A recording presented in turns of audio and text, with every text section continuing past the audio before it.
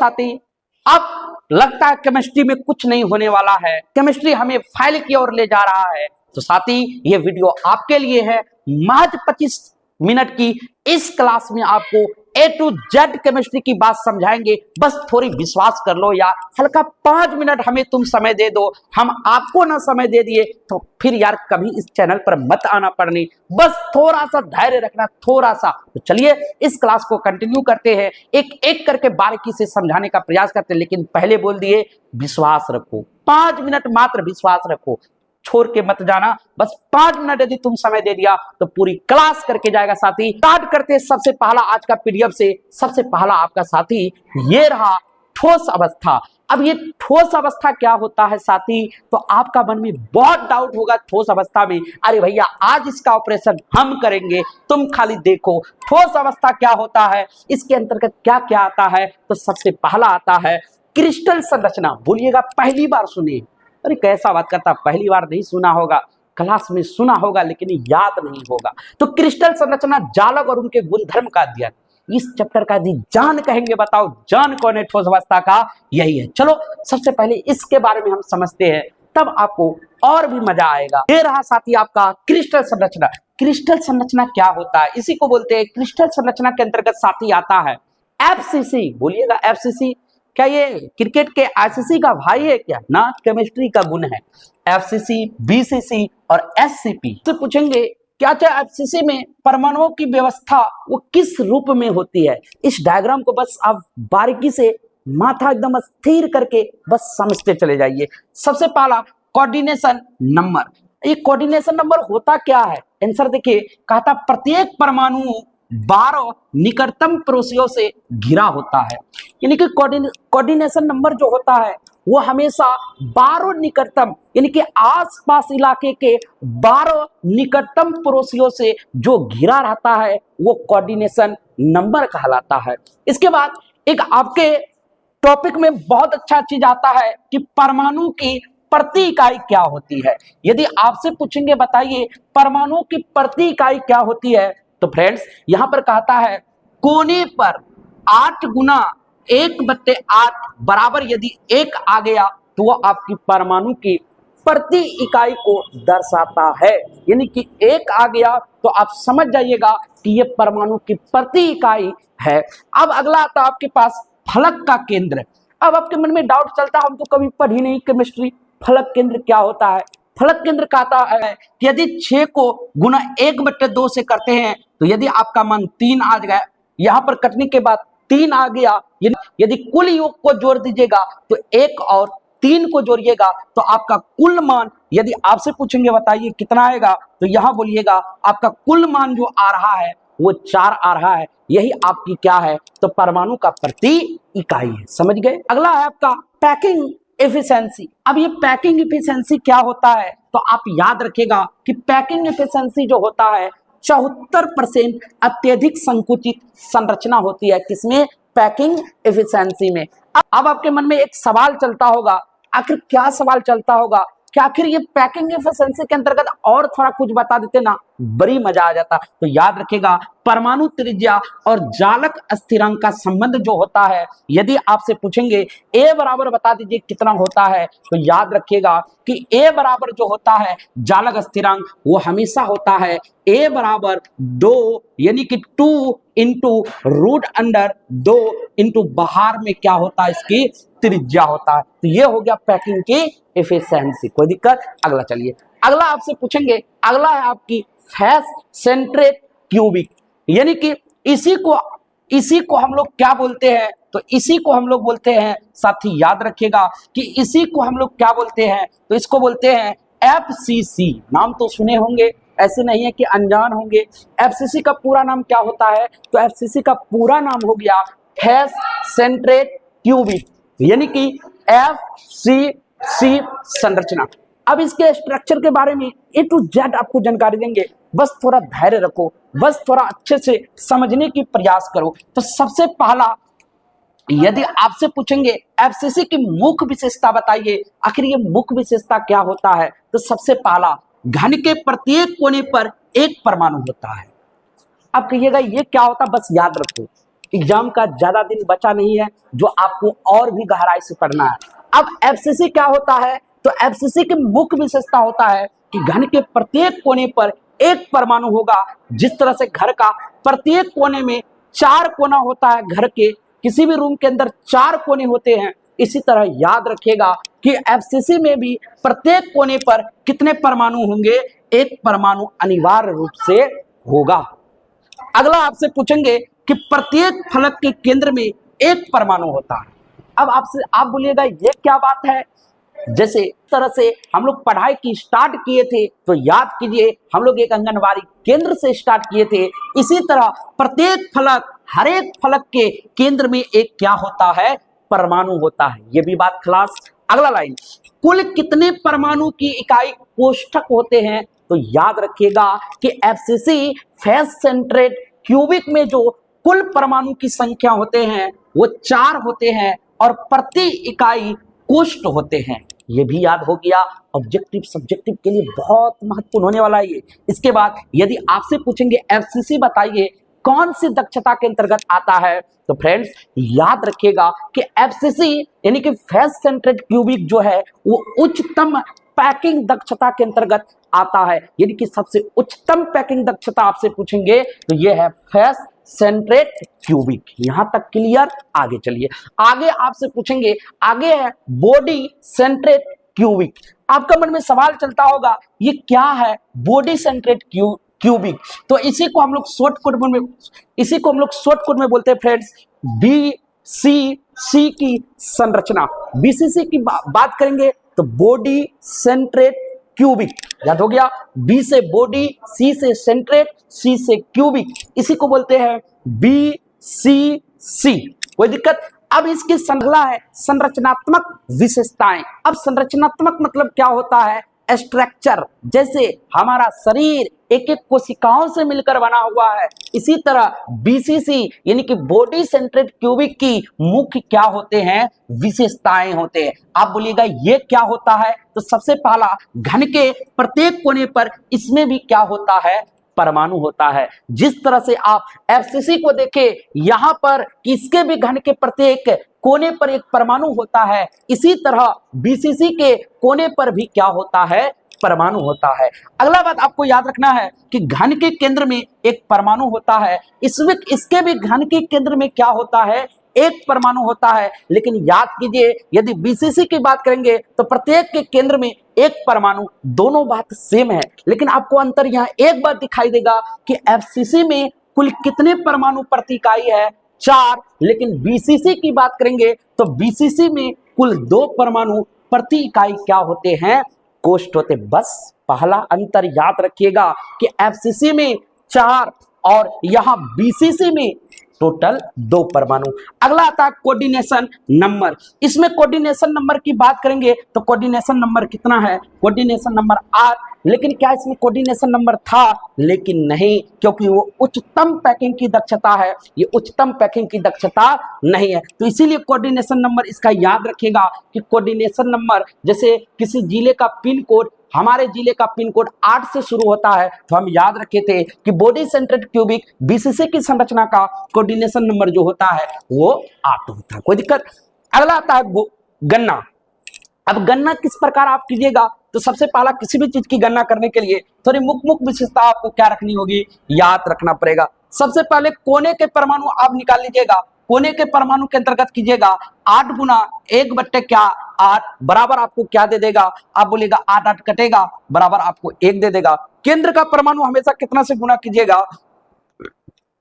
केंद्र का परमाणु हमेशा 1 को 1 से गुना कीजिएगा बराबर आपको 1 देगा, और 1 को जोड़िएगा कुल परमाणु कितना दे देगा? तो कुल परमाणु की संख्या यदि आपसे पूछेंगे बीसीसी में बॉडी सेंट्रेट क्यूबिक में बताओ कुल कितने होते हैं, तो आप बोलिएगा बॉडी सेंट्रेट क्यूबिक में कुल जो यानी कि संरचना यानी कि कुल जो परमाणु होते हैं वो 2 परमाणु होते हैं। लेकिन क्या इसमें कोई परमाणु तरमाणु था? इसमें किसी प्रकार की परमाणु तरमाणु नहीं था। तो आप याद रखिएगा बीसीसी में 2 बार कोऑर्डिनेशन नंबर 8 और कुल परमाणु कितने? 2 परमाणु। चलिए अब अगला स्लाइड की ओर चलते हैं। अगला आता है बीसीसी का पैकिंग एफिशिएंसी। याद रखिएगा सबसे पहला कि बॉडी यानी कि बॉडी सेंटर्ड क्यूबिक का, यानी कि आपसे पूछेंगे बीसीसी का पैकिंग एफिशिएंसी बताओ कितना होता है, तो सबसे पहला याद रखिएगा 68% क्या है, ये पैकिंग एफिशिएंसी होता है। एफसीसी से ये कम संकुचित होता है। अगला बात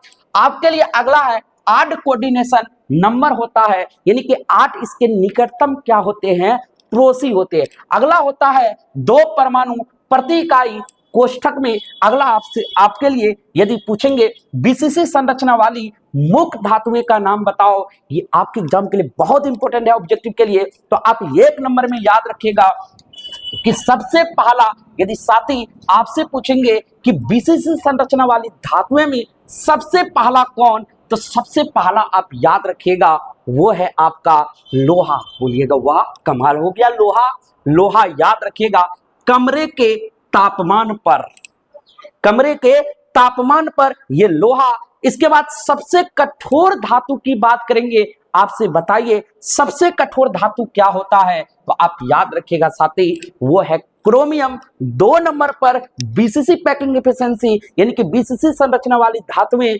पहला में लोहा, कमरे के तापमान पर ठोस अवस्था में क्या, लोहा। इसके बाद हो गया क्रोमियम कठोर धातु। इसके बाद आता है अगला आपका टंगस्टन, जिसका गलनांक क्या होता है, बहुत ही उच्च होता है, हाई क्वालिटी का होता है। अगला आता है आपका सोडियम। सोडियम को हम लोग कौन सी धातु कहते हैं, तो सोडियम को हम लोग क्षार धातु कहते हैं। तो हमारे साथ बोलिए बीसीसी संरचना की टोटल धातुओं की संख्या कितने, तो टोटल धातुओं की संख्या 4। सबसे पहला लोहा, इसके बाद क्रोमियम, इसके बाद टंगस्टन, इसके बाद सोडियम। बोलिए राम राम जी, बहुत अच्छा से इतना तक क्लियर हो गया। चलिए आप और थोड़ा आगे बढ़ते हैं। अगला स्लाइड में है आपका हेक्सागोनल क्लोज पैकिंग। अब एससीपी क्या होता है, आपसे पूछेंगे कि एससीपी बताइए कि एससीपी क्या होता है, आप बोलिएगा वाह जुलूम कर दिए, हेक्सागोनल क्लोज पैकिंग एससीपी के बारे में जानकारी, बहुत बढ़िया। सबसे पहला इसको हिंदी में बोलते हैं षटकोणीय। अब संरचना की विशेषताएं यदि आपसे पूछेंगे बताइए हुजूर कि इसकी विशेषताएं क्या क्या होती है, तो आप विशेषताएं आपसे पूछेंगे तो आप विशेषता बहुत मुस्कुरा करके दीजिएगा कि सबसे पहले परतों में परमाणुओं की क्या होती है, विशेषताएं होती है। जैसे ईंटे को बिछाया जाता है एक लाइन बाय लाइन सीक्वेंस में, इसी तरह इसमें परतों में परमाणुओं की क्या होती है, व्यवस्था होती है। अगला आपसे पूछेंगे इसमें कौन से पैटर्न पर स्थिरीकरण किया जाता है, तो याद रखिएगा पहला ए लेटर से शुरुआत, ABCD का पहला लेटर ए, इसके बाद फिर कहां आता है बी, फिर घुमा के लेके आता है ए में, फिर लेके जाता है बी में। कोई दिक्कत, तो ए बी पैटर्न में क्या होता है, इसका स्थिरीकरण किया जाता है। अगला यदि आपसे पूछेंगे बताइए इस एससीपी में टोटल परमाणु प्रति इकाई कोष्ठक की संख्या कितने होते हैं, तो 6 परमाणु प्रति इकाई कोष्ठक होते हैं। आपसे पूछेंगे बताइए कोऑर्डिनेशन नंबर कितना होता है इसका, तो कोऑर्डिनेशन नंबर होता है 12। कितना होता है, तो कोऑर्डिनेशन नंबर यदि आपसे पूछेंगे साथी बताइए कितना होता है, 12। पैकिंग एफिशिएंसी कितने पाए जाते हैं, तो 74% इसका पैकिंग एफिशिएंसी पाए जाते हैं। बोलिए राम राम जी, आगे चलते हैं। अगला आपके साथ आता है एससीपी में एबीए परत व्यवस्था। आखिर इसमें परत की व्यवस्था किस प्रकार होती है एससीपी में, हेक्सागोनल में, तो सबसे पहला कहता है परत ए। इसको गौर से थोड़ा समझिएगा, इसको सबसे बढ़िया अपना दृष्टिकोण की सारी दृष्टि आप खोल दीजिए इसको समझने के लिए। सबसे पहला आपके सामने आता है परत क्या, तो परत आता है ए। अब इस परत ए में क्या याद रखना है, पहली परत यहां देखिए बढ़िया से लिखा हुआ है कि पहली परत में षटकोणीय व्यवस्था में क्या होता है, परमाणु होता है। यानी कि हेक्सागोनल में क्या होता है, षटकोणीय व्यवस्था में हमेशा परमाणु को सजाया जाता है। किन परत में, परत ए में। अगला आपके सामने परत खुलता है बी। अगला परत आपके सामने कौन सा खुलता है, तो आप बोलिएगा हुजूर परत नंबर बी। परत को कौन सी परत बोलते हैं, बी को दूसरी परत। पहला परत का नाम ए, दूसरी परत का नाम बी, इसी को बोलते हैं ए की रिक्तियों में स्थित। रिक्तियां किसको बोलते हैं? खाली स्थान को। ये बी काम करता है। अगला आता है परत फिर ए, इसी को बोलते हैं दोहराव वाला परत। दोहराव वाला परत कौन? देखिए, ये पहला परत ए था, फिर दूसरे परत के बाद फिर ए से टपक गया, तो मतलब ये दोहरा रहा अपनी क्रिया को बार बार, यानी कि इसको बोलते हैं दोहराव वाला। कौन सी परत? दोहराव वाला। ये कौन सी परत होती है? तो याद रखिएगा, इसको बोलते हैं तीसरी परत, फिर से पहली परत के समान आ जाता है। यानी कि इसका कहना यही हुआ कि जहां से आप उठे थे वहीं पर फिर लाकर आपको ठवार दिए। बस आगे चलिए। अब अगला लाइन आपको याद रखना है कि हेक्सागोनल और फेस सेंट्रेट क्यूबिक दोनों में समान पैकिंग एफिशिएंसी 74% है, लेकिन परतों की व्यवस्था भिन्न होती है। यहां से दो बात फिर से क्लियर हुआ। क्या क्लियर हुआ? ध्यान इधर दीजिएगा कि एससीपी और एफसीसी दोनों में समान पैकिंग एफिशिएंसी होता है, यानी कि दोनों में जो होता है वो समान इक्वल पैकिंग एफिशिएंसी होता है। कितने प्रतिशत के रूप में? आप बोलिएगा 74% के रूप में, लेकिन परतों की व्यवस्था क्या होती है? भिन्न होती है। किसी प्रकार का दिक्कत? अगला चलिए, आगे है आपका धातुओं में क्रिस्टल संरचना। अब धातुओं में क्रिस्टल संरचना किस प्रकार होता है? तो सबसे पहला एफसीसी की धातुएं देखते हैं, इसके बाद हम लोग बीसीसी की धातुएं देखेंगे, इसके बाद एससीपी की धातुएं देखेंगे। ये बहुत इंपॉर्टेंट है आपके एग्जाम के लिए। सबसे पहला आपके सामने आता है तांबा। याद रखिएगा, ये तांबा आपका क्या है? तो आप बोलिएगा ये जो तांबा है ये एफसीसी का है, फेस सेंट्रेट क्यूबिक की। तो तांबा यदि आपसे पूछेंगे बताइए महाराज कि तांबा किस धातुएं का है, तो धातुओं में क्रिस्टल की संरचना, तो आप बोलिएगा एफसीसी धातुएं की। इसी प्रकार आपसे पूछेंगे बताइए महाराज, आपसे पूछेंगे चांदी किसका है, तो आप बोलिएगा एफसीसी की। सोना किसका है, तो आप बोलिएगा एफसीसी की। आपसे पूछेंगे एल्युमिनियम किसका है, आप बोलिएगा एफसीसी की। आपसे पूछेंगे निकेल बताइए किसका है, एफसीसी की। बीसीसी की धातुएं कौन? तो जो लोहा, सबसे पहला कौन होता है?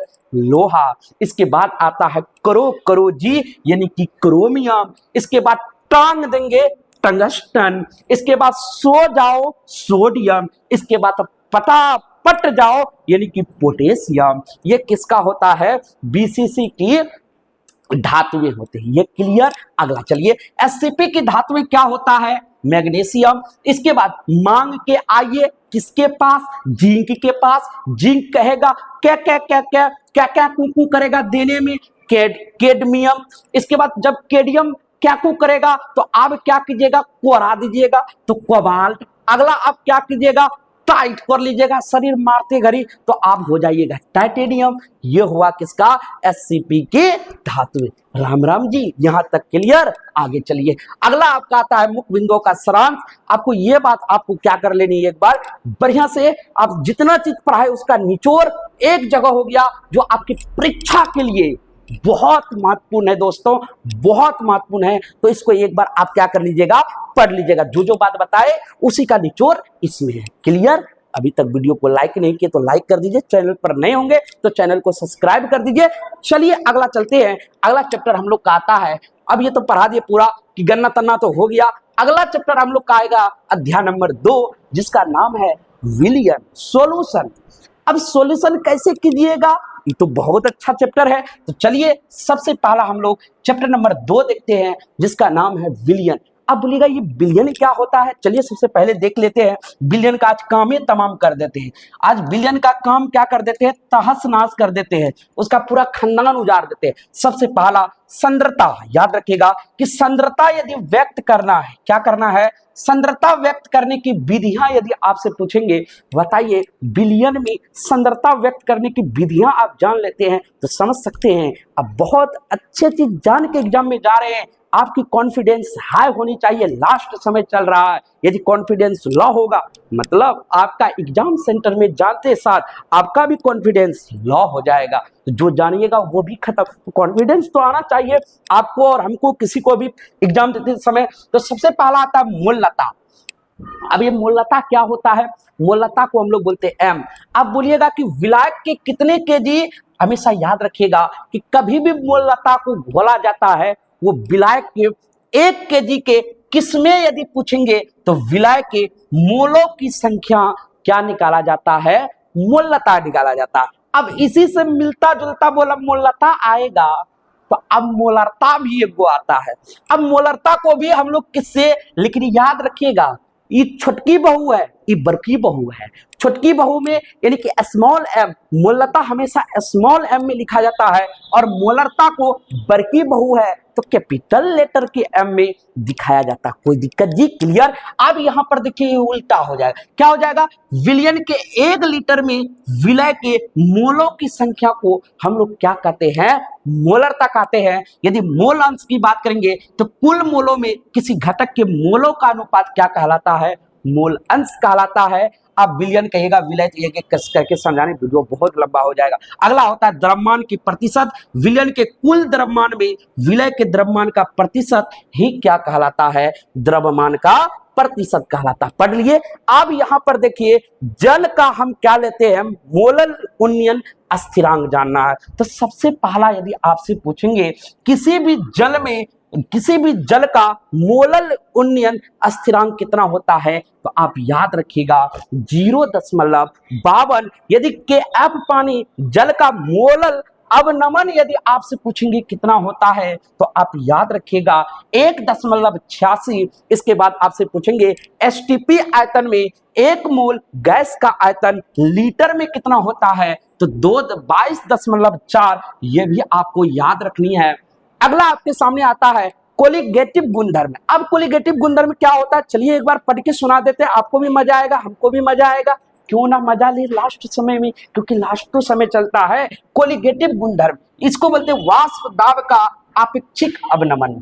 जब किसी वाष्प के दाब में अपेक्षिक अवनमन होता है तब कोलिगेटिव गुणधर्म का पहला ये गुणधर्म है। इसके बाद आपसे पूछेंगे क्वथनांक का उन्नयन बताइए, तो डेल टीबी ये हमेशा ताप को बताता है, डेल। इसके बाद हिमांक का अवनमन पूछेंगे तो डेल टीएफ आप याद रखिएगा। प्रासरण का दाब यदि आपसे पूछेंगे तो पाई बराबर याद रखिएगा कि CRT होता है। ये गुण विलय कणों की संख्या पर निर्भर करते हैं, उनकी प्रकृति पर नहीं। बोलिए क्लियर? क्लियर मतलब इसका कहना ये गुण हमेशा विलय के कणों पर, विलय कहेगा उठो तो ये भी उठेगा, विलय कहेगा सुतो तो ये भी सुतेगा, विलय कहेगा मर जाओ तो ये भी मर जाएगा। इसीलिए याद रखिएगा कि ये गुण विलय के कणों के संख्या पर निर्भर करता है, बल्कि उनकी नेचर प्रकृति पर नहीं। बोलो राम राम जी। चलो आगे चलते हैं। अगला आपके सामने आता है वैद्युत रसायन। ये तो चैप्टर अच्छे अच्छे को पछाड़ के रख जाता है। नामे है भैया केमिस्ट्री, केमिस्ट्री मतलब समझ सकते हैं बहुत खतरनाक चैप्टर होता है केमिस्ट्री 12, वो भी 12th क्लास में बहुत खतरनाक होता है यार, अच्छे अच्छे को हिला देता है। सबसे पहला इस अध्याय में आपको क्या पढ़ लेना है? गैल्वेनिक सेल के बारे में पढ़ लेना है, विद्युत अपघटन और उनके अनुप्रयोग अच्छे से थोड़ा जान लीजिएगा बाबू, अच्छे से पढ़ लीजिएगा।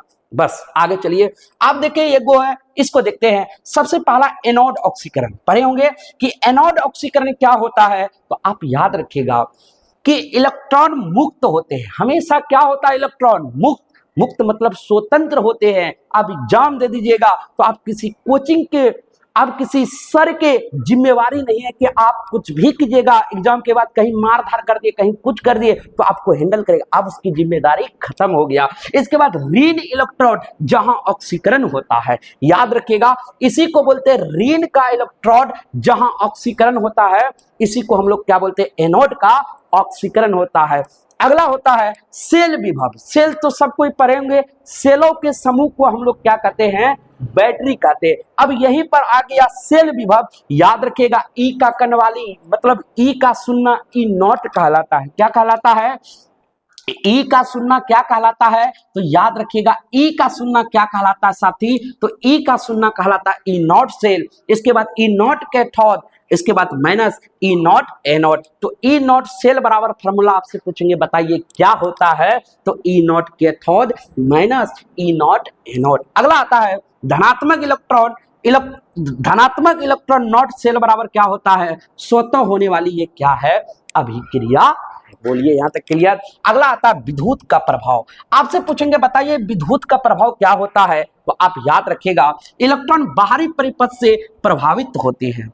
हमेशा इलेक्ट्रॉन जो प्रभावित होते हैं वो हमेशा बाहरी परिपथ यानी कि बाहरी परिपथ से इलेक्ट्रॉन हमेशा क्या होते, प्रवाहित होते। अंदर में क्या हुआ भैया तुम जानो। उसको हमेशा कहां से मतलब है, बाहर से, बाहरी वातावरण। किसी को होता है ना, रूम के अंदर पैक कर दीजिए, कहीं जैसे 10वीं क्लास तक घर में रहे, कहीं बाहर गए होंगे, एक ही रूम में रहते होंगे, तो आपको अलग जैसा फील आता होगा, ये कहाँ आ गई, कैसे आ गई, क्यों आ गई, ये सब मन में जगता होगा। इसी तरह कौन है, इलेक्ट्रॉन है। हमेशा इसको बाहरी कारक पसंद है, अंदर वाला बोलता हमको जरा सा भी पसंद नहीं है। नर्न नष्ट समीकरण, अब ये क्या होता है तो याद रखिएगा, E बराबर होता है ई नॉट को हम लोग क्या कहते हैं, 0.0591 बटे यानी कि स्मॉल में n इंटू लॉग का पावर लॉग गुना क्यू, सॉरी लॉग गुना क्या बोलेंगे, क्यू। अगला आता है सांद्रता पर विभव की निर्भरता। ये हमेशा नर्न नष्ट समीकरण याद रखेगा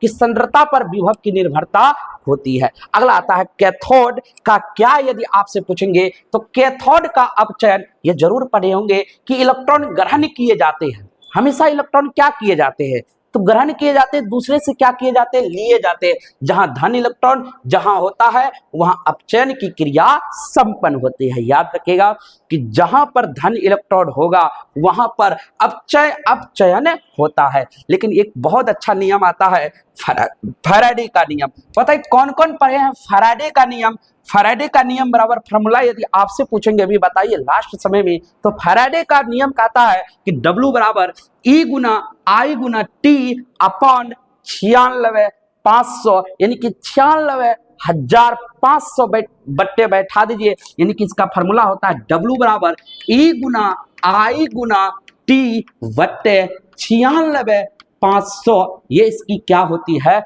फॉर्मूला होता है। किसका कोई पूछेगा तो आप याद रखिएगा फैराडे का। किसका, तो फैराडे का। विद्युत अपघटन में पदार्थ का क्या होता है, हमेशा निक्षेपण होता है। विद्युत अपघटन में जो हमेशा पदार्थ का होता है वो निक्षेपण होता है। दूसरा चैप्टर भी आपका क्या हो गया, क्लियर हो गया। अगला आता है रासायनिक बल गति। यदि आपसे पूछेंगे साथी बताइए यह रासायनिक बल गति क्या होता है। बल मतलब क्या, धक्का या खिंचाव देना। किसी को आप मार दिए, बॉक्सर गिर गया रोड के उस पार, तो आप बोले, आपसे पूछेंगे बताइए क्या लगाए आप, बल। उसी के गतिकी का नियम पढ़ना है। अब ये फिजिक्स नहीं पढ़ रहे हैं, याद रखिएगा, मुस्कुराइए, आप केमिस्ट्री पढ़ रहे हैं। यहाँ पर रासायनिक अभिक्रियाओं की बल की गति होगी, किस किस प्रकार होगा ये आपको जानना अति आवश्यक है। सबसे पहला आता है अभिक्रिया की दर। हमेशा याद रखिएगा कि जहां पर दर आता है मतलब रेट की बात होता है कि नहीं होता है। इसी तरह याद रखिएगा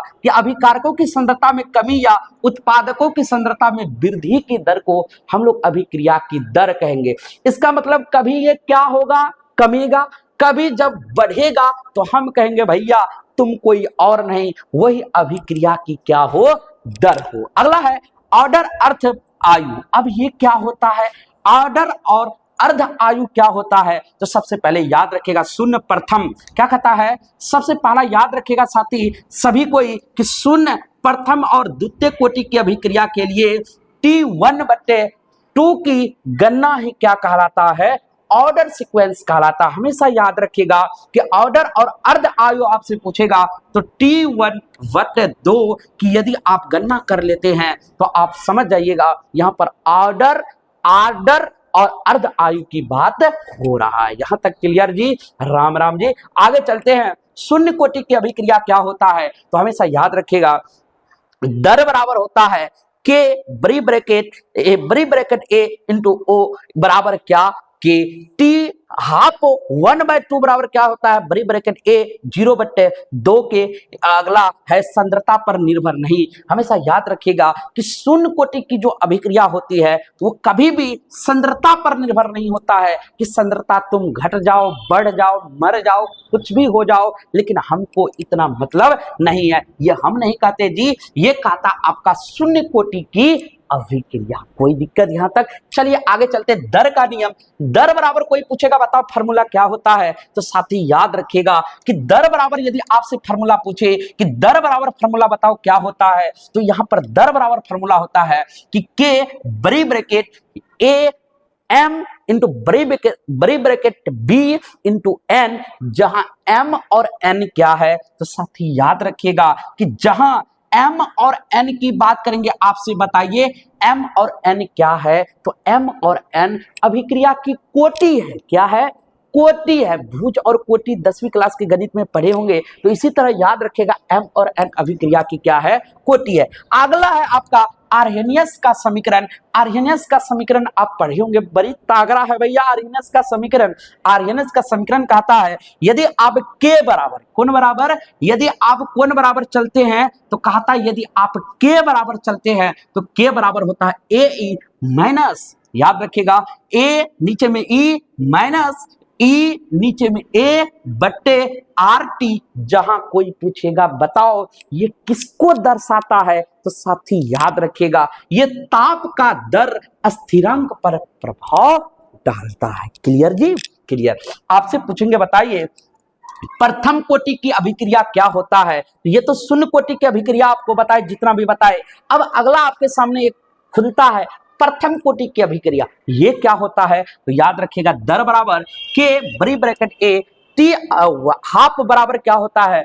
0.693 बट्टे के। यदि 0.693 को नीचे में यदि के दर्शा देते हैं तो आप समझ जाइएगा ये टी हाफ का मान बता रहा है। इसमें याद रखिएगा कि यदि प्रथम कोटि की अभिक्रिया का यदि आपसे एग्जाम्पल पूछेगा तो यहां पर हाईलाइट कर दीजिएगा कि प्रथम कोटि की अभिक्रिया को हम लोग क्या बोलते हैं? रेडियोधर्मी क्षय का ये क्या है? उदाहरण है। तो यहां तक कोई दिक्कत जी? तो प्रथम कोटि का उदाहरण रेडियोधर्मी क्षय का उदाहरण। और दूसरा यदि आपसे पूछेंगे, दूसरा बताओ इसका एग्जाम्पल, किसका एग्जाम्पल जी? तो शून्य कोटि की अभिक्रिया तो सांद्रता पर निर्भर नहीं होता है। तो शून्य कोटि की अभिक्रिया किस पर निर्भर नहीं रहता है? तो हमेशा याद रखेगा कि ये कभी सांद्रता पर निर्भर नहीं रहता है। प्रथम कोटि की अभिक्रिया किसका उदाहरण है? बताइए रेडियोधर्मी उदाहरण, रेडियोधर्मी क्षय का बताइए किसका उदाहरण है? तो यह है आपका प्रथम कोटि की अभिक्रिया का उदाहरण। यहां तक किसी प्रकार का दिक्कत आप बोलिएगा, यहां तक हमें किसी प्रकार की दिक्कत नहीं है। अगला चैप्टर आता है पृष्ठ रसायन। यदि आपसे पूछेंगे इसमें आपको क्या क्या याद रखना है, तो सबसे पहला साथी आप याद रखिएगा इस चैप्टर नंबर 5 आपका है। इसके अंतर्गत आपको पढ़ लेना है अधिशोषण क्या होता है, कोलाइड क्या होता है, उत्प्रेरण की विशेषता। ये इस चैप्टर की जान है। क्या क्या? अधिशोषण, कोलाइड, उत्प्रेरण, ये इसकी क्या होती है? विशेषताएं होते हैं। आप बोलिएगा आप थोड़ा आप बता देते ना और मजा आ जाएगा। तो चलिए हम हल्के हल्के शब्दों में आपको पूरी कोशिश करेंगे बताने का। सबसे पहला आपके सामने आया सबसे पहला भौतिक अधिवेशन कमजोर, वांडर डी, वाल्स बल, बहुप्रति। इस सब में कौन सा शोषण होता कोई पूछेगा तो याद रखिएगा इसमें कौन सा शोषण होता है? अधिशोषण होता है। इसी में एगो नया आता अधिशोषण, इसी के अंतर्गत आप याद रखिएगा इसको बोलते हैं रासायनिक अधिशोषण। एक को बोले भौतिक अधिशोषण, दूसरे को यदि आपसे पूछेंगे बताइए दूसरे को हम लोग क्या बोलते हैं? तो दूसरे को बोलते हैं रासायनिक अधिवेशन और पहला को बोलते हैं हम लोग भौतिक अधिवेशन। भौतिक अधिशोषण में क्या आता है? तो भौतिक अधिशोषण के अंतर्गत कमजोर, वांडर वाल्स बल, ये सब बहुप्रति, ये सब भौतिक अधिशोषण है। इसके बाद आपसे पूछेंगे रासायनिक अधिशोषण के अंतर्गत कौन कौन आता है?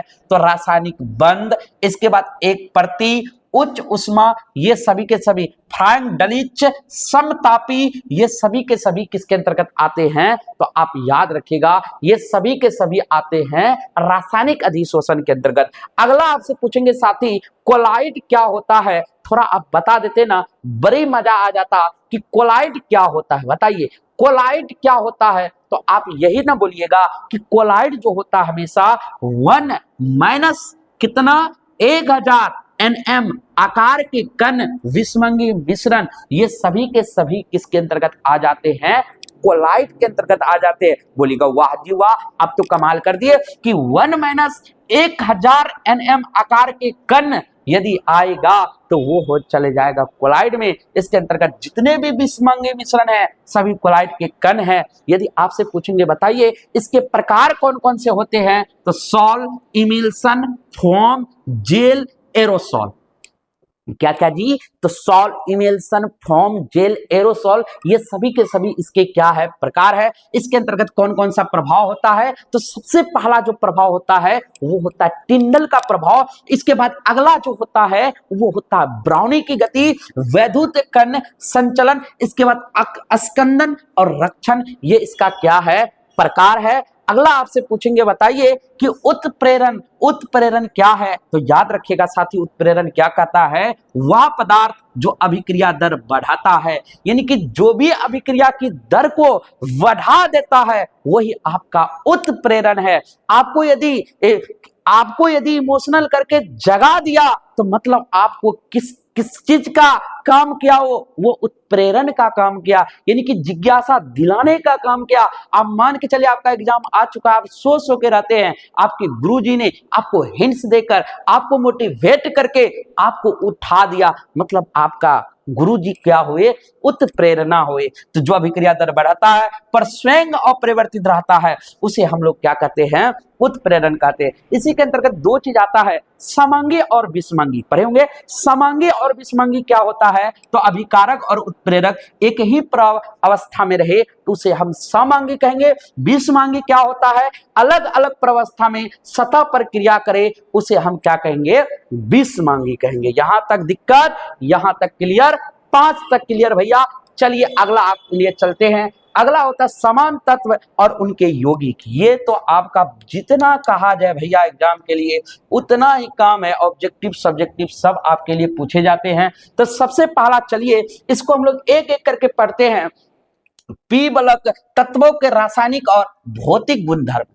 सबसे पहला पी ब्लॉक तत्व देख लेते हैं हम लोग कि पी ब्लॉक तत्वों के रासायनिक और भौतिक गुणधर्म क्या होता है। तो साथी याद रखिएगा, पी ब्लॉक यानी कि वर्ग 15 नाइट्रोजन परिवार कौन कौन आता है, एन आता है। एक बार गौर से, यदि आपको अच्छे से मोबाइल स्क्रीन पर हमारा दिखाई दे रहा होगा तो यहां पर एक गौर फरमाइएगा सभी को ही। यहां पर देखिए पी परिवार, पी ब्लॉक तत्व के अंतर्गत कौन कौन आते हैं, नाना, पापा, असलम, सब बीमार। इसको याद करने का क्या है, ट्रिक है, यानी कि एन आता है, पी आता है, एस आता है, एस बी आता है, बी आई आता है, ये आता है पी ब्लॉक तत्वों के रासायनिक के अंतर्गत। अगला आता है आपके सामने NH3, इसका एग्जांपल है। HNO3 का क्या होता है, निर्माण होता है। यदि निर्माण की बात करेंगे तो NH3 और HNO3, यहां तक कोई दिक्कत।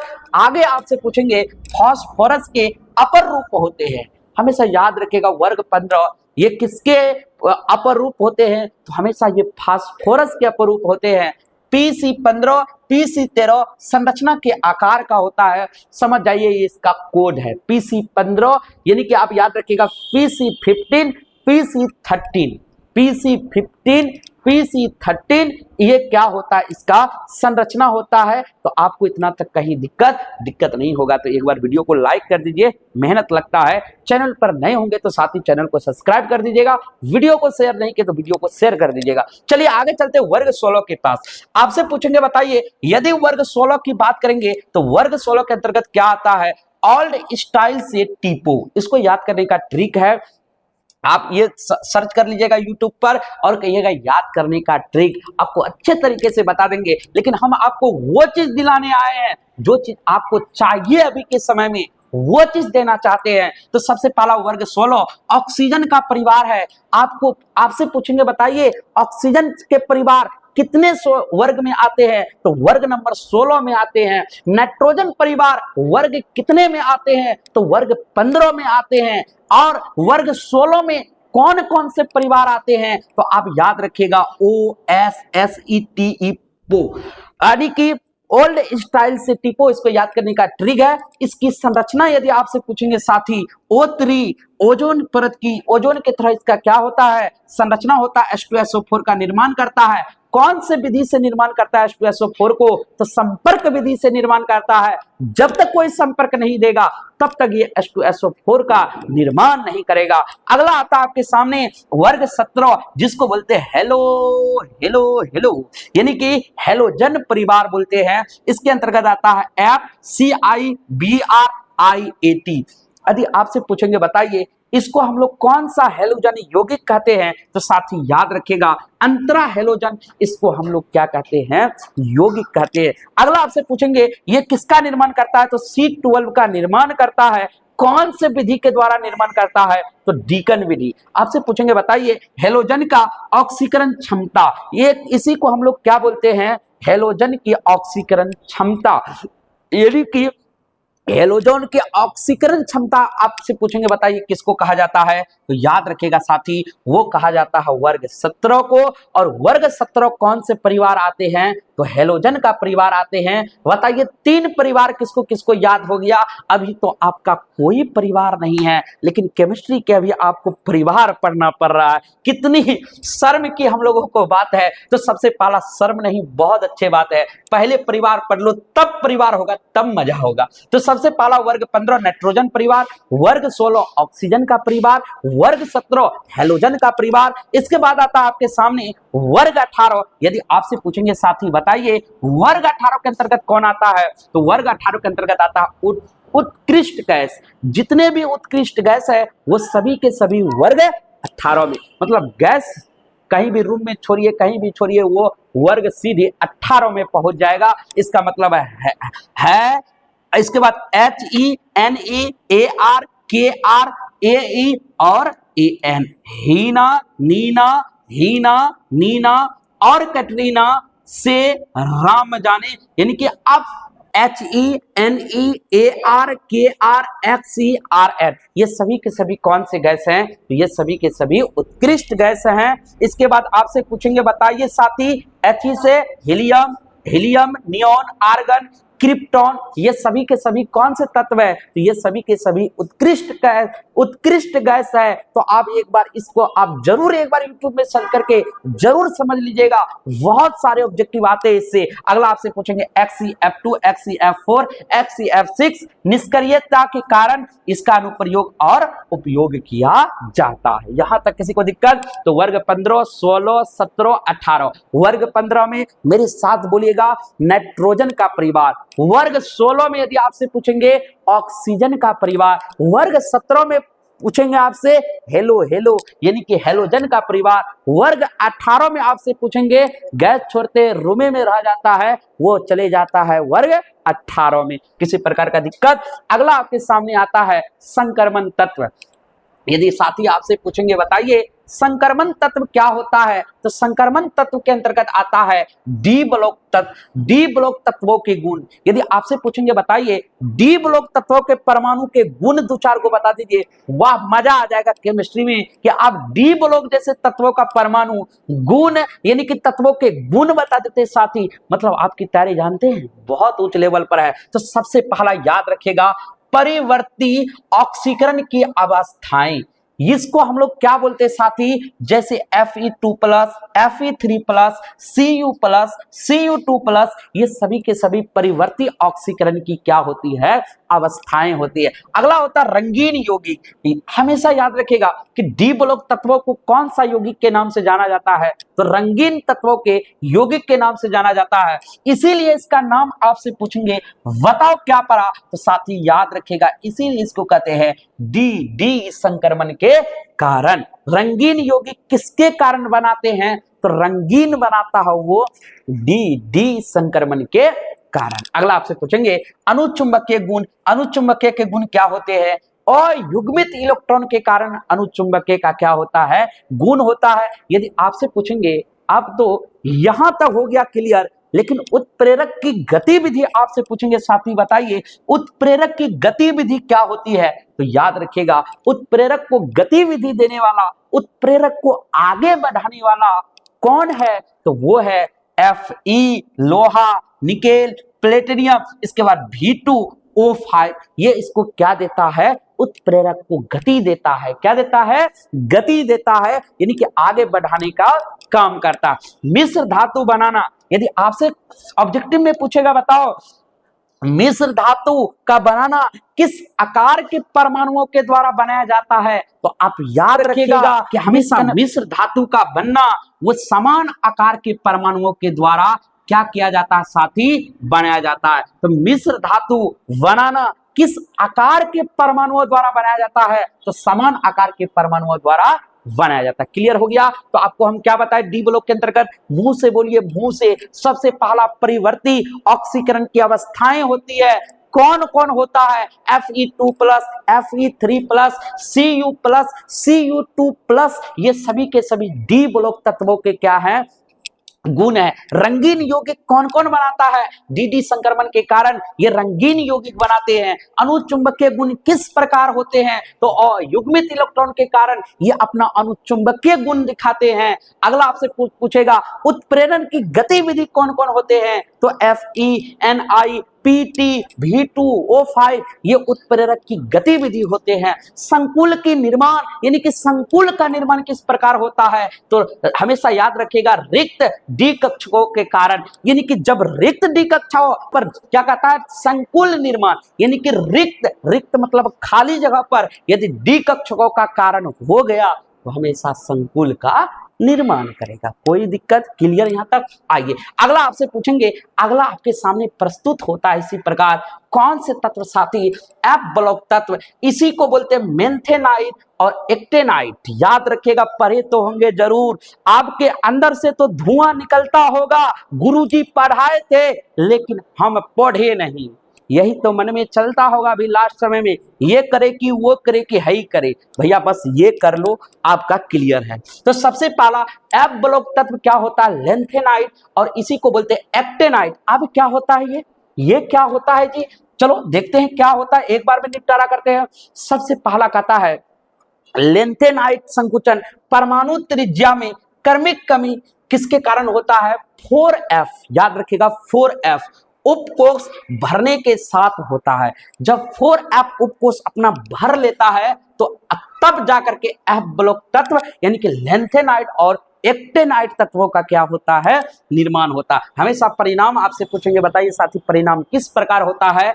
आयनन ऊर्जा में वृद्धि होता है। इसका जब परिणाम देखिएगा, आप एग्जाम दीजिएगा तो आप अपना परिणाम देखने के लिए एग्जाम देते हैं। यदि सरकार परिणाम ना दे तो आप एग्जाम देने नहीं जाइएगा। तो हर एक चीज की अपना अपना परिणाम होता है। इसी प्रकार एफ ब्लॉक तत्व का परिणाम निकलता है आयन ऊर्जा में वृद्धि, क्षारकों में कमी। इसके क्षारकों में कमी आ जाता है। डी ब्लॉक के आकार पर क्या पड़ता है? प्रभाव पड़ता है। एफ ब्लॉक का प्रभाव किस ब्लॉक पर पड़ता है? तो याद रखिएगा डाउन ब्लॉक पर। एफ मतलब फेक ब्लॉक का प्रभाव किस ब्लॉक पर पड़ता है? तो डाउन ब्लॉक पर पड़ता है। एक्टेनाइट को हम लोग क्या कहते हैं? रेडियोधर्मी कहते हैं। ये सबसे इंपॉर्टेंट बात याद रखिएगा साथी कि आपसे पूछेंगे एक्टेनाइट को बताइए कौन सा धर्मी कहते हैं? तो हमेशा याद रखिएगा रेडियोधर्मी, जिसको हम लोग 5F कक्षक भरे जाते हैं। कौन से कक्षक से भरे जाते हैं? तो 5F के कक्षक से हमेशा क्या किए जाते हैं? भरे जाते हैं। ये बात सभी साथी आप क्या रखिएगा? याद रखिएगा। यहां पर कुछ है, यदि आपसे पूछेगा ऑब्जेक्टिव में और तगड़ा थोड़ा बेमिसाल, तो क्यों ना हम लोग भी बेमिसाल हो जाए। आगे आपसे पूछेंगे, यहां पर देखिए डायग्राम है एफ ब्लॉक तत्व। ये कौन सा है साथी? आपका एफ ब्लॉक तत्व के अंतर्गत आपसे पूछेंगे बताइए कौन कौन आता है? तो परमाणु संख्या 21 से 30, 39 से 48, 57, 72 से 80, 89, इसके बाद 104 से 112, ये सभी के सभी साथी याद रखिएगा डी ब्लॉक तत्व है। कौन है? डी ब्लॉक तत्व है। घोर के पी लेना। जिस तरह से रजाई में अभी सोने में मजा आता है, उसी तरह इसको भी रजाई के अंदर में छुपा लेना भैया, बहुत काम देगा। अगला आता है एफ ब्लॉक तत्व। अब ये क्या होता है एफ ब्लॉक? तो अभी बता दिए क्या होता है, नहीं होता तो पीछे वीडियो करो और देखो क्या होता है। लेंथेनाइट को हम लोग बोलते हैं 57 से -71, इसी को बोलते हैं साथी एक्टेनाइट। कहां से शुरुआत होता है? 89 से लेकर 103 तक इसकी क्या होता है? शुरुआत होता है। अगला ये उप सहसंयोजन यौगिक। अब आपसे पूछेंगे ये क्या होता है जी? अरे कुछ नहीं होता है, पढ़ लो, खाली जान लो यही होता है। क्या होता है दुनिया में? कुछ नहीं होता है। दुनिया के बारे में जाने तो दुनिया में बहुत कुछ है, ना ही जाने तो कुछ नहीं है। यही है भैया, यही है केमिस्ट्री। यदि समझ लिए तो बहुत कुछ है, नहीं समझे तो कुछ नहीं है। चलिए देखते हैं क्या है जी इसके अंतर्गत। सबसे पहला संकुल यौगिकों की संरचना, बंधन और समवेता का क्या होता है? निर्माण होता है। यदि आपसे पूछेंगे साथी क्या ये वीडियो पसंद पड़ रहा है? आप लोग को समझ में आ रहा है? समझ रहे हैं? नहीं समझ रहे तो 2 बार 3 बार रिपीट करके देख लीजिएगा। पूरा चैप्टर आपको 1 घंटा में समझा के चल जाएंगे। क्या लगता है जी, जहां आप साल भर पढ़े वहां 1 घंटा में आप देख लिए तो क्या जाता है, कुछ जाता है। वीडियो को लाइक कर दीजिएगा, पसंद पड़ा होगा तो चैनल को सब्सक्राइब जरूर कर दीजिएगा, बस इतना तो मदद कर दीजिएगा आप लोग, बाकी कुछ नहीं मांगते। अगला साथी आपसे पूछेंगे संकुल यौगिकों की संरचना, बंधन और समवेता। आपसे पूछेंगे केंद्रीय धातु आयन। पहला स्टेज में देखिए, स्टेज 1, स्टेज 2, स्टेज 3, स्टेज 4। अब समझने की वाली बात है कि यदि आपसे पूछेंगे बताइए, ये तो बहुत अच्छा बात है जी। सबसे पहले आपसे पूछेंगे बताइए, सबसे पहला केंद्रीय धातु आयन, पहला स्टेज में केंद्रीय धातु आयन का निर्माण करता है संक्रमण धातु, जो रिक्त कक्षक प्रदान करती है। हमेशा याद रखिएगा, उप नाम है उप। उप किसको बोलते हैं? उप मुख्यमंत्री। मुख्यमंत्री की तरफ पावर होता है नहीं, मुख्यमंत्री से कम पावर तो सहसंयोजक से कम पावर, उप सहसंयोजक। बस भैया याद रखिएगा। तो संक्रमण धातु जो रिक्त कक्षक प्रदान करती है, बोलता है जहां जहां जगह खाली है वहां जाकर के तुम जगह भर दो। ये कौन कहलाता है? केंद्रीय धातु आयन। कौन कौन होता है केंद्रीय धातु आयन के अंतर्गत साथी? तो याद रखिएगा, याद रखिएगा, याद रखिएगा, FeCONiCuPt। लोहा, कोबाल्ट, निकेल, प्लेटिनियम, ये सब सभी के सभी कौन सी धातु हैं? तो हम एक बार इसको हाईलाइट कर देते हैं। ये सभी के सभी साथी याद रखिएगा, इसी को बोलते हैं हम लोग केंद्रीय धातु। कौन सी धातु? केंद्रीय धातु की आयन है। 2 नंबर में यदि आपसे पूछेंगे लिंगेट। अगला आपके सामने आता है लिंगेट। आप बोलिएगा ये लिंगेट टिंगेट क्या है? उससे बढ़िया टेंगे टेंगे गाना सुना दीजिए। ना ना ना, लिंगेट है। लिंगेट क्या होता है? इलेक्ट्रॉन युग्म दाता होता है। ये कहा था हम दानवीर बनेंगे कर्ण के तरह, तो बनो भैया, क्या जाता है। लो, तुम्हारा वैल्यू कब तक है?